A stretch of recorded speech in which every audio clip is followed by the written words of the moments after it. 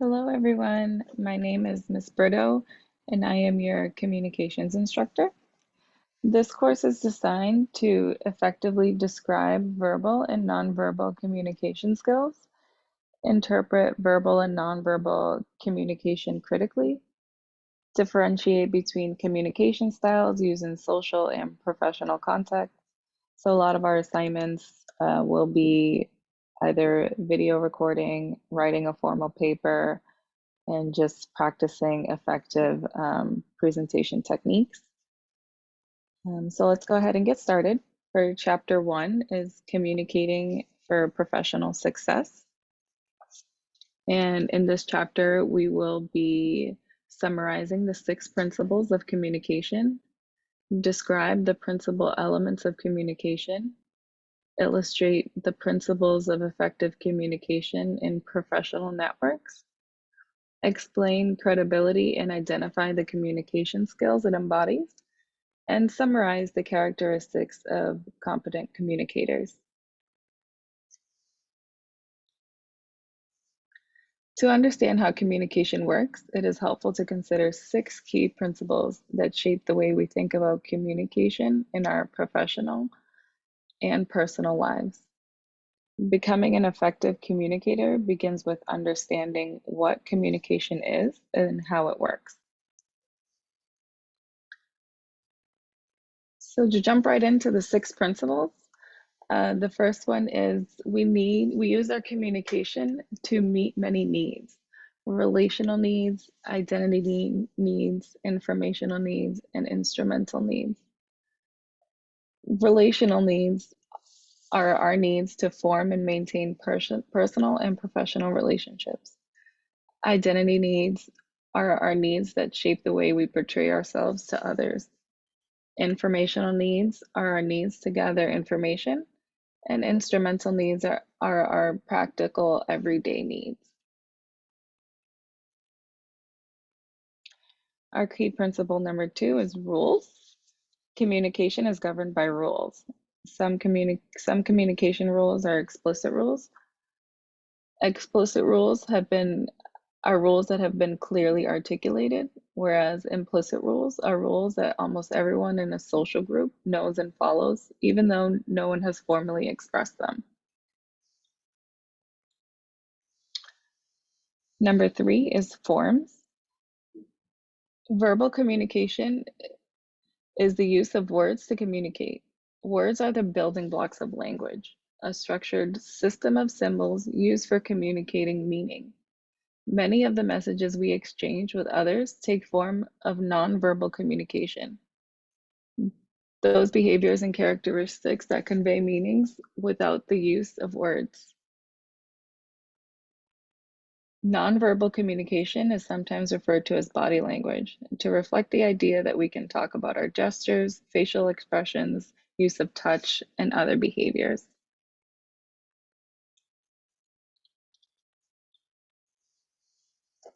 Dimensions. Communication has content and relational dimensions. A message content dimensions consists of the literal information being communicated by the message, whereas its relational dimension comprises the message signals about the nature of the relationship in which the message is shared. Here's an example of content dimension.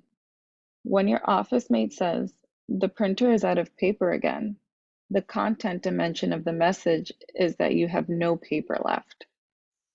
An example of relational dimension is when your office mate is the office mate's statement that you're out of printer paper as also saying, "I'm sure you're aware of this, but I'm just reminding you."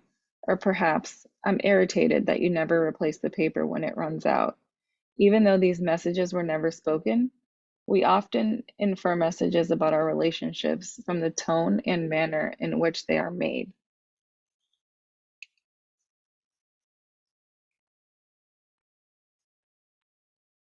We engage in meta communication both verbally and non-verbally. Meta communication is communication about communication. When we use phrases such as, "Let me tell you what I think," we are sending messages related to our messages. Usually, we may to communicate to avoid misunderstanding and provide listeners with great clarity about our meaning. Another example of meta communication is don't take this the wrong way.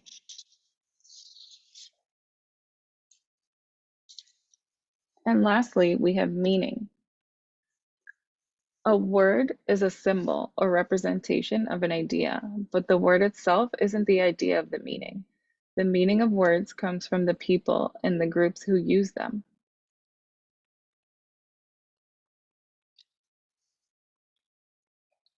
The communication process. The communication process is a process that involves many core elements which work together in a complex and dynamic way. The core elements include the message, sender and receivers, communication channels, context, noise, and feedback. The process is dynamic rather than static.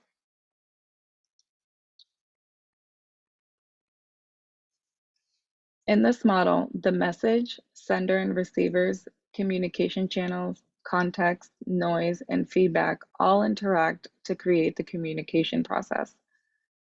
The model of communication process recognizes that both people in a conversation are simultaneously senders and receivers.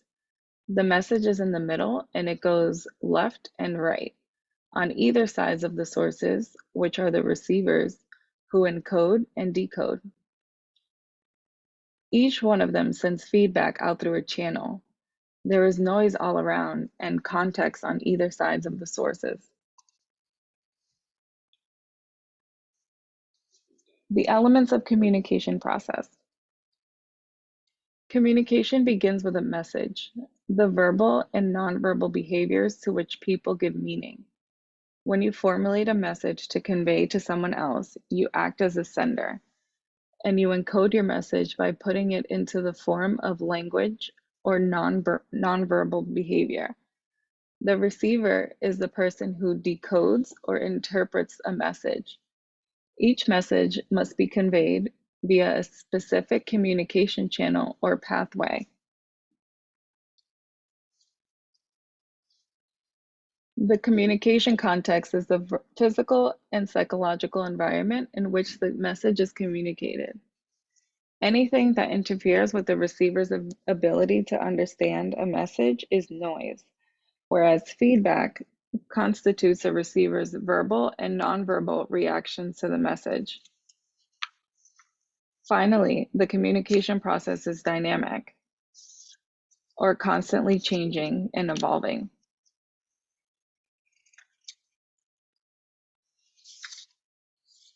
Downward communication flows from superior to subordinates, whereas upward communication goes from subordinates to superiors, and lateral communications occur amongst peers or colleagues.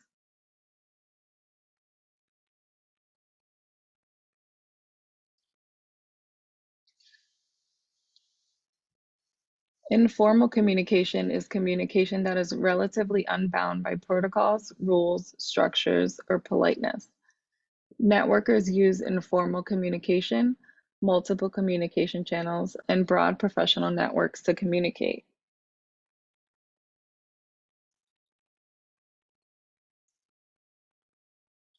Cultivating credibility.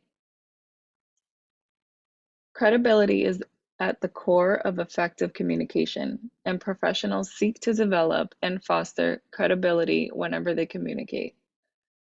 Effective communicators cultivate credibility by genuinely understanding and adapting to the needs, wants, and preferences of their audience.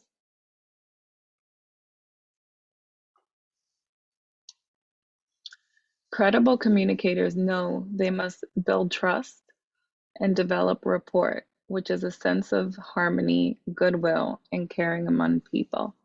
They engage in active listening, a willingness and the ability to hear and understand. They act in ethical and moral ways, and they work to understand and adapt to those needs of their audience.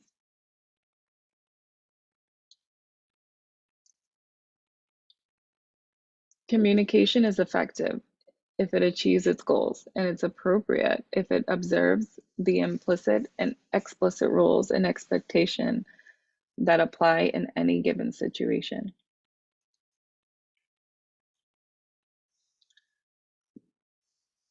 Self-monitoring is the ability to see how your behavior is affecting others. Adaptability is the ability to modify your behaviors as the situation demands.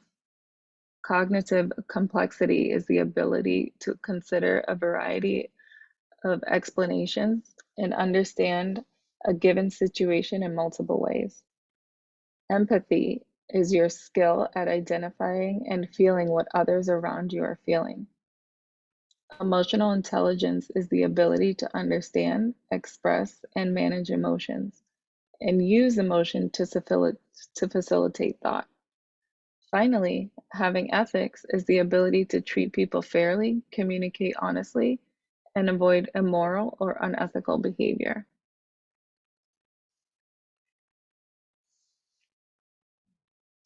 This table just summarizes the 6 characteristics of competent communicators.